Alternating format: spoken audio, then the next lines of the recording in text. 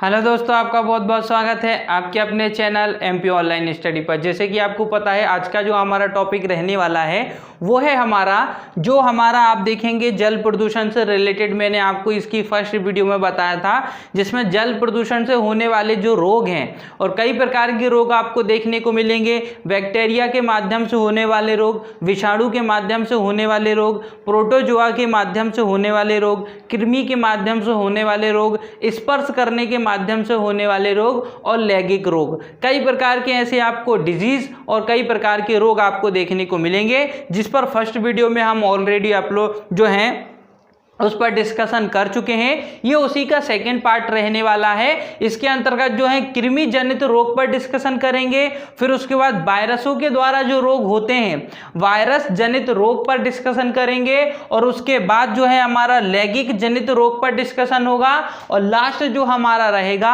स्पर्श जनित रोग, इस पर डिस्कशन करेंगे। जैसे कि आपको पता है जल के माध्यम से जो प्रदूषण फैलता है या वायु के माध्यम से जो प्रदूषण फैलता है उसके द्वारा कई प्रकार के रोग होते हैं जिस पर ये पूरा हमारा डिस्कशन चल रहा है और जिसकी सेकंड वीडियो ये रहने वाली है। तो स्टार्ट करते हैं आज की हमारी वीडियो। सबसे पहले हम डिस्कशन तक करते हैं कृमि जनित रोग। अब कृमि जनित रोग में आपको किस तरीके से प्रश्न पूछा जाएगा वो समझ लीजिए। फर्स्ट वीडियो में भी मैंने आपको बताया है। आपको याद क्या रखना है कि ये कौन सा रोग है, वायरसों के माध्यम से होने वाला रोग है कि बैक्टीरिया के माध्यम से होने वाला रोग है। तो इस तरीके से आपको कैटेगरी याद रखना है। आपसे डायरेक्ट प्रश्न पूछा जा सकता है, ये जो रोग है नाम दे दिया जाएगा और पूछा जाएगा ये जो रोग है ये विषाणु जनित रोग है, जीवाणु जनित रोग है या प्रोटोजोआ जनित रोग है। तो आपको उस समय ट्रिक के माध्यम से याद रखना है। ट्रिक क्या है, देखिए कृमि जनित रोग में ट्रिक आपको याद रखनी है टीना की फाइल एंटी एक्सीलेंट, है ना। ट्रिक क्या है, टीना की फाइल एंटी एक्सीलेंट, ये आपकी ट्रिक है। ट्रिक को बनाना कैसे है वो मैं आपको बताता हूं। ट्रिक है टीना की फाइल एंटी एक्सीलेंट। अब देखिए टीना से सबसे पहले क्या बन जाएगा, टी। ये पूरे शब्द दिए हुए हैं ट्रिक के शब्द दिए हुए हैं। सेकंड वाले बॉक्स में मैंने आपको रोग बताए हुए हैं, कौन कौन से रोग हो जाते हैं कृमियों के माध्यम से, ठीक है। और उसके वाहक, किन वाहकों के द्वारा ये शरीर में रोग फैलते हैं। हमारे शरीर में जो रोग होते हैं उनको फैलाने वाले जो वाहक होते हैं वो होते हैं, उनके नाम मैंने यहाँ पर लिखे हुए हैं। तो 3 बॉक्स आप समझ जाइए। ट्रिक से सबसे पहले समझे टीना, तो टीना से क्या बन जाएगा, टी से क्या याद रखेंगे, टीनिएसिस एक कृमि जनित रोग है, ठीक है। टीना से टी से बन जाएगा टीनिएसिस, न से बन जाएगा नरु रोग, न से क्या बन जाएगा, नरु रोग बन जाएगा। और उसके बाद टीना की फाइल, तो फाइल से क्या बन जाएगा, फाइलेरिएसिस, फाइल से बन जाएगा फाइलेरिएसिस। याद रखना फाइल से क्या बन जाएगा, फाइलेरिएसिस बन जाएगा। और एंटी से क्या बन जाएगा, एंटीरोबिएसिस। और उसके बाद एक्सीलेंट से क्या बन जाएगा,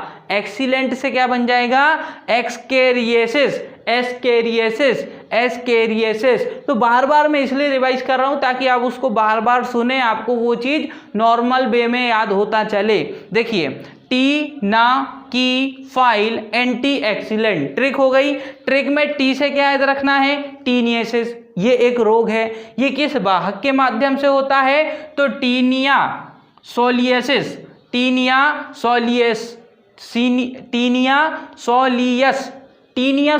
एक रोग वाहक है। और ये कौन सा रोग वाहक है, कृमि जनित, है ना, कृमि रोग वाहक है। जैसे कि बैक्टीरिया होता है, वायरस होता है, वैसे ही कृमि होता है। जैसे कि प्रोटोजोआ होता है, उसी तरीके की कैटेगरी में एक आता है कृमि, ठीक है। तो कृमि की अगर हम बात करें इसका नाम है टीनिया सोलियस, ठीक है। और ये वाहक है। फिर बात करते हैं न से क्या बन जाएगा, नरु रोग। ये जो रोग है नरु रोग, ये कौन सा रोग है, तो ये कृमि जनित रोग है। ट्रिक के याद रखिएगा आप कि टीना की फाइल एंटी एक्सीलेंट, ये ट्रिक किस चीज की है, तो कृमि जनित रोगों के लिए है। जब भी आपको फाइलेरिएसिस आ जाता है। एग्जाम्पल फॉर आपको पेपर में आ जाता है कि फाइलेरियोसिस कौन सा रोग है, मतलब कौन से माध्यम से होता है, बैक्टीरिया, विषाणु, वायरस, प्रोटोजोआ, किसके माध्यम से होता है। उस समय याद आना चाहिए कि फाइलेरियोसिस से फाइल याद आना चाहिए। फाइल किसकी, वो तो फाइल कृमि वाला था, क्योंकि कृमि वाले में मैंने आपको क्या बताया है, टीना की फाइल एंटीऑक्सीडेंट। ठीक है, तो इस तरीके से आपको कनेक्ट करना पड़ेगा। लेकिन ये जो सेकंड नाम है मतलब वाहक, तो वाहक आपको याद रखना पड़ेगा। उसके इसलिए याद रखना पड़ेगा, आप देख सकते हैं कि जो रोगों के नाम होते हैं वो उनके वाहकों के आधार पर ही रखे जाते हैं। कल भी मैंने आपको बताया था कि कई आपको ऐसे रोगों के नाम देखने को मिलेंगे जो रोग फैलाने वाले जो वाहक होते हैं ना, हमारे शरीर में रोग फैलाने वाले वाहक, उनके ही नाम पर रोगों का नाम रख दिया जाता है ताकि आसानी हो जाए। जैसे कि देखिए यहाँ पर फाइलेरियोसिस, ये एक रोग है, ये रोग होता है फाइलेरिया। फाइलेरिया करके एक कृमि जीव होता है, उसके द्वारा जो है ये रोग होता है। तो इस तरीके से याद रखना है। एंटी से याद रखना है एंटीरोबियसिस। एंटीरोबियसिस जो होता है एंटीरोबियस कृमि है ये, इसके माध्यम से होता है। और एक्सीलेंट आपको कैसे याद रखना है, एस्केरियोसिस। एस्केरियोसिस, ये जो एस्केरियोसिस रोग है ये एस्केरिस नाम के कृमि के द्वारा होता है। तो इस तरीके से आपको ये चीज याद रखना है। अब बात करते हैं वायरस जनित रोग। थोड़े से ज्यादा रोग हैं और इसकी जो ट्रिक भी है वो भी लॉन्ग है, परंतु हम पूरे को डिस्कशन करेंगे, आपको याद हो जाएगा। वायरस जनित रोग, ठीक है, जो इसकी ट्रिक है वो इस प्रकार है। इंडियन एड्स डे पर रवि चाचा छोटी मम्मी बा आया। कितने लोग, 4 लोग। रवि चाचा छोटी मम्मी बा आया ने पुलिस का हिम्मत जुटाकर खास स्वागत इबादत किया। देखिए फिर से बोल रहा हूं, इंडियन एड्स डे पर रवि चाचा छोटी मम्मी व आया ने पुलिस का हिम्मत जुटाकर खास स्वागत इबादत किया। ये आपको याद रखना है। ठीक है, इंडियंस एड्स डे पर रवि चाचा छोटी मम्मी और आया ने पुलिस का हिम्मत जुटाकर खास स्वागत इबादत किया। ये लाइन आप याद रखिए। इससे पूरे वायरस के माध्यम, कौन कौन से वायरस जनित रोग हैं, वायरस के द्वारा कौन सा रोग होता है, ये आपको याद हो जाएगा। इंडियन से क्या याद रखना है, देखिए इंडियन, तो इंडियन से क्या याद रखना है, इन्फ्लुएंजा। ये किससे याद रखना है, इंडियन से इन्फ्लुएंजा। एड्स जो रोग होता है वो याद रखना है आपको। डे से क्या याद रखना है, इंडियंस एड्स डे, तो डे से क्या याद रखना है, डेंगू याद रखना है। उसके बाद रवि से क्या याद रखना है, रेबीज। रवि से क्या याद रखना है, रेबीज। चाचा से क्या याद रखना है, चेचक। चाचा से याद रखना है चेचक। छोटी से याद रखना है छोटी माता। मम्मी से याद रखना है मम्स। ठीक है, मम्मी से क्या याद रखना है, मम्स। और उसके बाद आया से क्या रखना है याद, आई फ्लू। ठीक है, आया से आई फ्लू, ये याद रखना है। पुलिस से पोलियो और हिम्मत से हिपेटाइटिस। हिम्मत से हिपेटाइटिस। जुटाकर से जुकाम, जुटाकर। ठीक है, तो हिम्मत जुटाकर से क्या याद रखेंगे, जुकाम याद रखेंगे। खास से क्या याद रखेंगे, खसरा। खास स्वागत किया ना, खास स्वागत किया तो खास से खसरा याद रखना है। स्वागत से स्वाइन फ्लू याद रखना है, स्वाइन फ्लू। स्वागत से क्या याद रखना है, स्वाइन फ्लू याद रखना है। इबादत से इबोला याद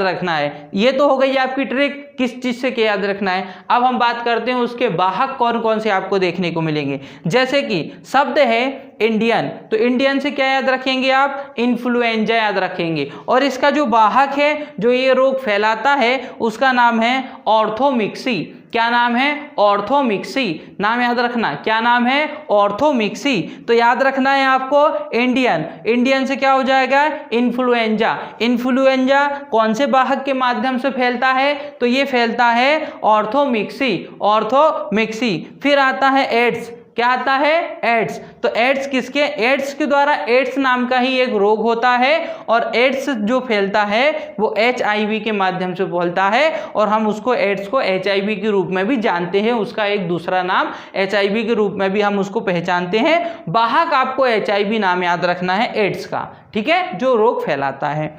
फिर डे से क्या याद रखने को बोला आपको? डेंगू। डेंगू जो रोग है वो आर्वो वायरस द्वारा होता है। आर्वो वायरस द्वारा डेंगू रोग होता है। आर्वो वायरस द्वारा डेंगू रोग होता है, ये आपको याद रखना है। फिर बात करते हैं रबी से मैंने आपको क्या याद रखने को बोला? रेबीज एक रोग है ना। तो रबी से क्या याद रखेंगे आप? रेबीज जो है वो किस वाहक के माध्यम से होता है? मतलब वो रोग फैलाने वाला जो वाहक है वो कौन सा है? तो वो है रेबडो। ठीक है, नाम थोड़े से अजीब है परंतु आपको याद करने पड़ेंगे।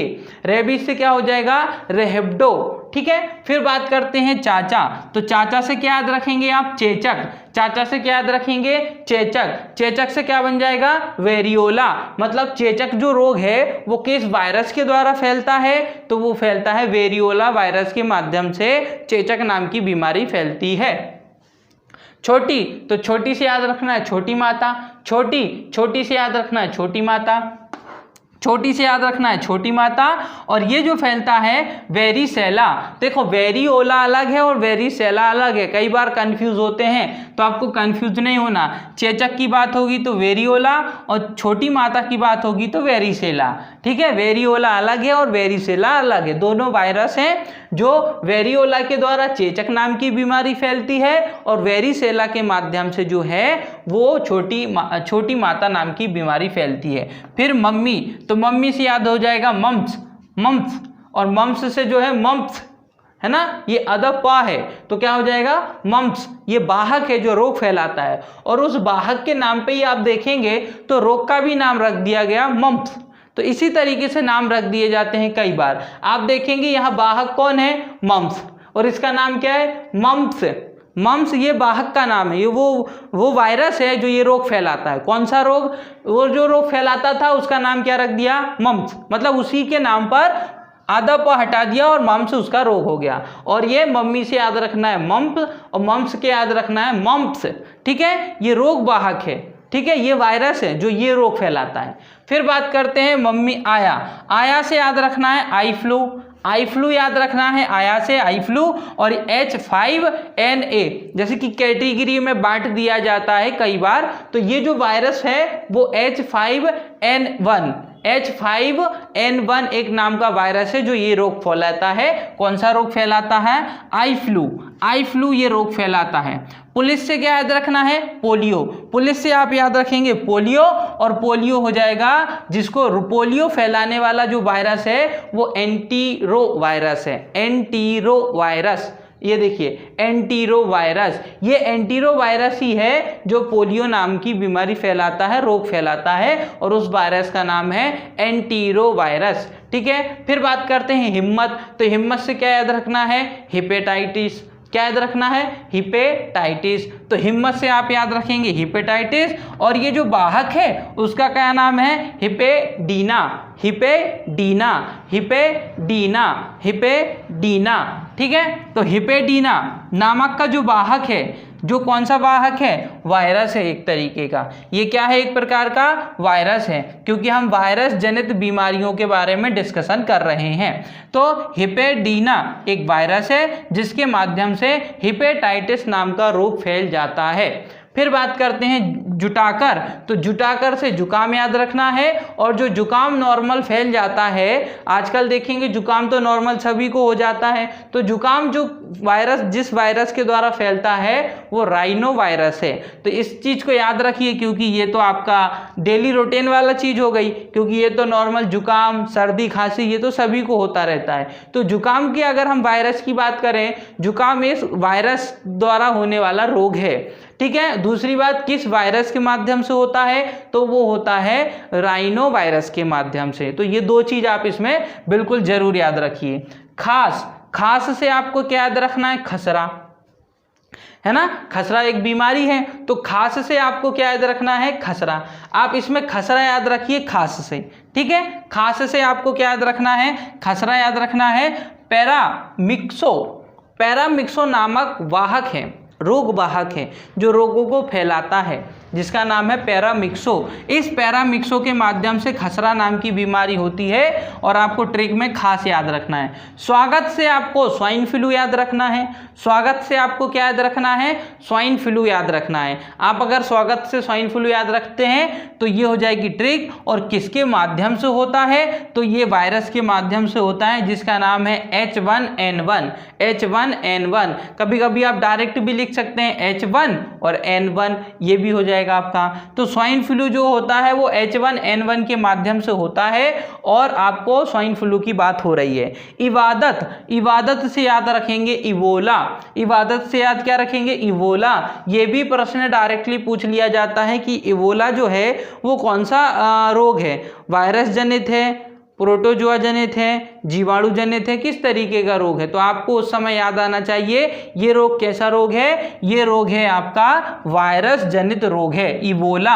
और किस वायरस के माध्यम से होता है, तो इबोला वायरस के माध्यम से होता है। मतलब जो वायरस फैलाता है उस बीमारी का नाम उसी वायरस के नाम पर रख दिया गया, इबोला, ठीक है। तो इबोला वायरस, इबोला, ठीक है। फिर बात करते हैं लैंगिक जनिक रोग। लैंगिक जनिक रोग मतलब इस तरीके के अनुवांशिक रोग जो होते हैं ना, पीढ़ी दर पीढ़ी जो हम देखेंगे लैंगिक रूप में जो पाए जाते हैं, है ना, स्त्री पुरुष में जो रोग हो जाते हैं, उन रोगों की बात कर रहे हैं। या जो आप देखेंगे वंश के आधार पर भी जो कई प्रकार की कमजोरियां, कई प्रकार के रोग आप देखेंगे तो वंश के आधार पर भी पाए जाते हैं। तो लैंगिक जनित रोग में आप देखेंगे आपको क्या याद रखना है, श्वेता सिर्फ एक गाना गाना, एड्स गाना गाना, एंड गाना गाना, श्वेता सिर्फ एड गाना गाना, श्वेता सिर्फ एड गाना गाना, ये ट्रिक हो जाएगी। अगर आपको लैंगिक जनित रोग याद करना है तो आपको ट्रिक याद रखनी पड़ेगी, श्वेता सिर्फ एड गाना गाना,